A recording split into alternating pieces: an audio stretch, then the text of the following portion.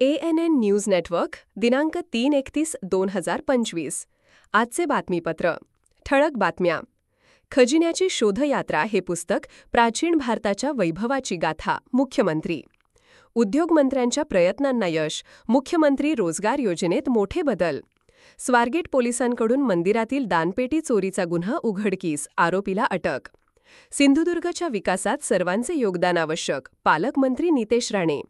लोणावळ्यात वलवण धरणात बुडून कासारवाडी येथील युवकाचा मृत्यू. पुणे ग्रामीण जिल्ह्यात ड्रोन कॅमेराद्वारे चित्रीकरणावर बंदी. आता पाहूया सविस्तर बातम्या.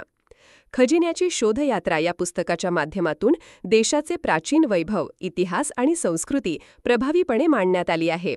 त्यामुळे हे पुस्तक अधिकाधिक वाचकांपर्यंत पोहोचविण्यासाठी शासन स्तरावर प्रयत्न केले जातील, असे प्रतिपादन राज्याचे मुख्यमंत्री देवेंद्र फडणवीस यांनी केले.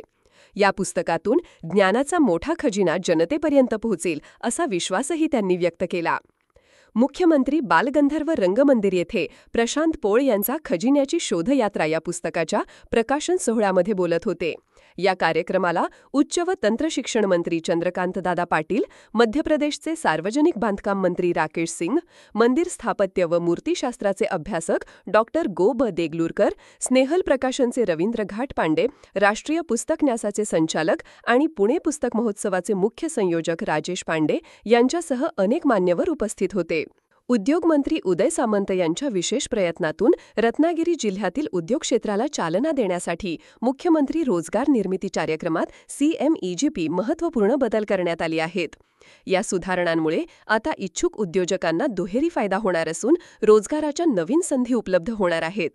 सामंत यांच्या पाठपुराव्यामुळे या योजनेत पर्यटन आणि सेवा क्षेत्रातील अनेक नवीन उद्योगांचा समावेश करण्यात आला आहे. यात क्लाउड किचन, जलक्रीडा, मासेमारी तसेच प्रवासी वाहतुकीसाठी बोट व्यवसाय यांचा समावेश करण्याने जिल्ह्यातील तरुणांना आता विविध क्षेत्रात उद्योजक बनण्याची संधी मिळणार आहे. स्वारगेट पोलिसांनी मुकुंदनगर येथील सूर्यमुखी चंदनी आंबामाता मंदिरातील बानपेटीतून रोख रक्कम चोरणाऱ्या 42 वर्षीय व्यक्तीला अटक केली आहे. महादेव तुकाराम गिरमकर असे आरोपीचे नाव असून तो श्रीगोंदा तालुक्यातील कवठा विकासवाडीचा रहिवासी आहे. पोलिसांनी त्याच्याकडून चोरीची 38,400 रुपयांची रक्कम आणि चोरीसाठी वापरलेली हत्यारे जप्त केली आहेत. 23 मे 2025 रोजी अज्ञात चोरट्याने मंदिराचा दरवाजा तोडून दानपेटीतील रक्कम चोरली होती. या प्रकरणी स्वारगेट पोलीस ठाण्यात गुन्हा दाखल करण्यात आला होता. सिंधुदुर्ग जिल्हा विकासाच्या दिशेने वेगाने वाटचाल करत आहे.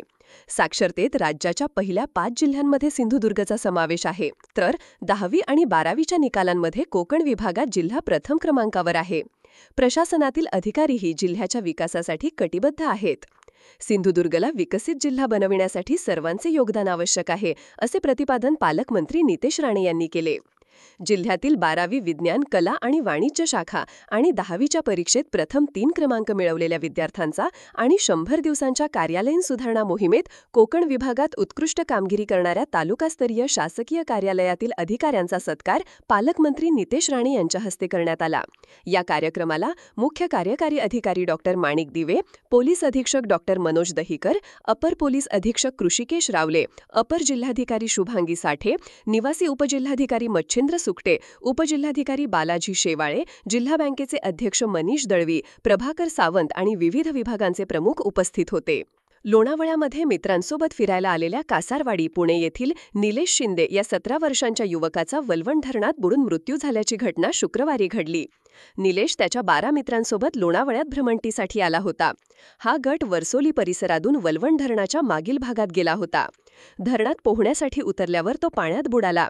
घटनेची माहिती मिळताच शिवदुर्ग मित्र संस्थेचे बचाव पथक घटनास्थळी दाखल झाले. या पथकाने शोधमोहीम राबवली आणि अखेरीस निलेशचा मृतदेह पाण्याबाहेर काढण्यात यश मिळवले. पुणे ग्रामीण जिल्ह्यात आता कोणत्याही खाजगी व्यक्ती, इव्हेंट मॅनेजमेंट संस्था आणि छायाचित्रण व्यावसायिकांना ड्रोन कॅमेराचा वापर करायचा असल्यास त्याची पूर्व माहिती किमान 7 दिवस अगोदर संबंधित पोलीस ठाण्याला देणे आणि तेथील प्रभारी पोलीस अधिकाऱ्यांची रितसर परवानगी घेणे अनिवार्य करण्यात आले आहे. अपर जिल्हा दंडाधिकारी ज्योती कदम यांनी याबाबत आदेश जारी केले आहेत.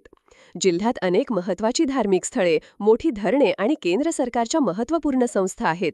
या ठिकाणी दहशतवादी कारवायांच्या उद्देशाने ड्रोन कॅमेराद्वारे टेहळणी करून त्याचा वापर विध्वंस कृत्यांसाठी होण्याची शक्यता नाकारता येत नसल्याने हे प्रतिबंधात्मक आदेश जारी करण्यात आले आहेत.